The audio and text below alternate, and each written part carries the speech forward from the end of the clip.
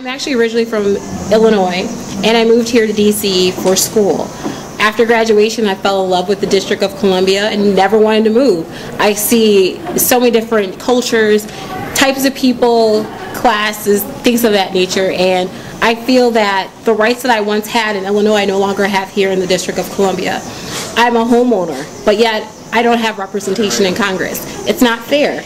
When I'm in Illinois, I had that representation, but why is it that I'm here in the nation's capital that I'm unable to have the things that I once did? It's just not fair. As a native Washingtonian and as a child of a man who was killed in Vietnam, who was also a native Washingtonian, who never had the opportunity to have a vote, who died in the Vietnam War, it really saddens me that he was disenfranchised, and although he died for our country. Well, primarily, as you can see, I am a female.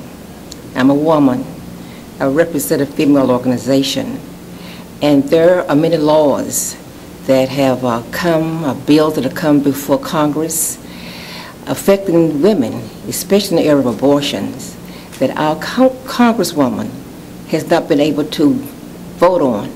That has hurt.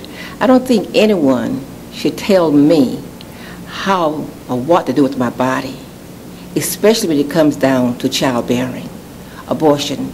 So I think not being able to speak out, not being able to express herself, not having that full representation there to speak on behalf of us has really been deeply disappointing. Affects everything in the District of Columbia. It affects our education, it affects our health care. It's affected me personally because this is the issue I work on. I've lived in 2 other national capitals in my life. I have lived in Mexico City and I have lived in Madrid. Neither of those were countries that had very democratic regimes, at least during the time when I was living there, and yet they managed to allow their citizens to vote, despite the fact that they lived in the nation's capital. For those of us who've been in leadership, those of us who've been out here a long time, I've been in Washington over 45 years, know how it feels. It doesn't feel good. It doesn't feel good.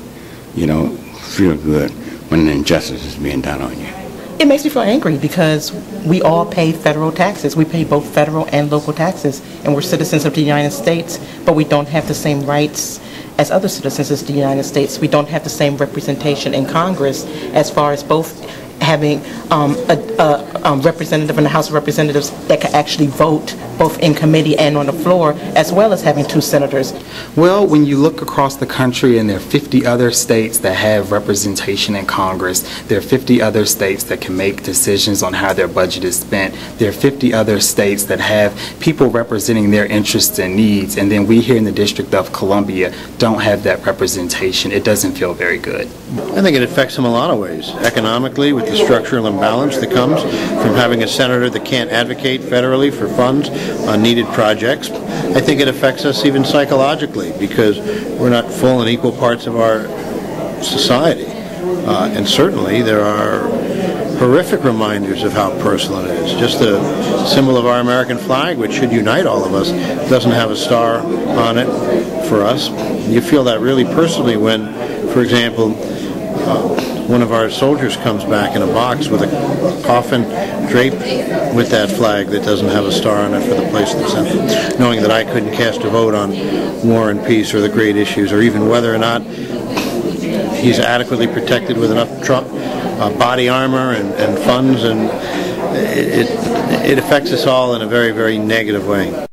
I mean, I live, sleep just like every other American, but the fact that I sit back as a taxpayer and I know that I don't have the same full rights as someone else in another state, or that my congresswoman doesn't have a vote, that doesn't feel so good. We're treated like orphans living in D.C. We are second-class citizens. We don't get the respect. We have nobody to support us. And that's not the way, I'm sure, that even the founding fathers had intended. The only place in the United States of America where full democracy has never been entertained. Well, it not only has affected me personally, it's affected every person that lives here in the District of Columbia, and in particular our young people that can't have the same dream that every other young person has in the other states, that is to aspire to be a congressperson, either being a member of the House of Representatives or in the Senate.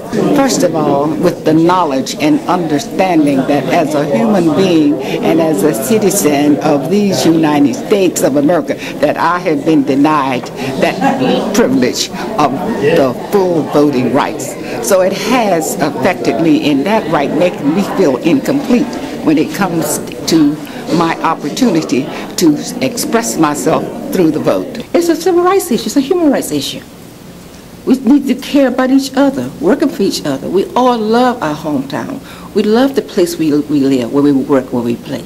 So in order for us all to make things happen, we have to work together. So it's not just a civil rights, but it's also a human rights issue. My great-great-great-great-grandfather fought in the Revolutionary War.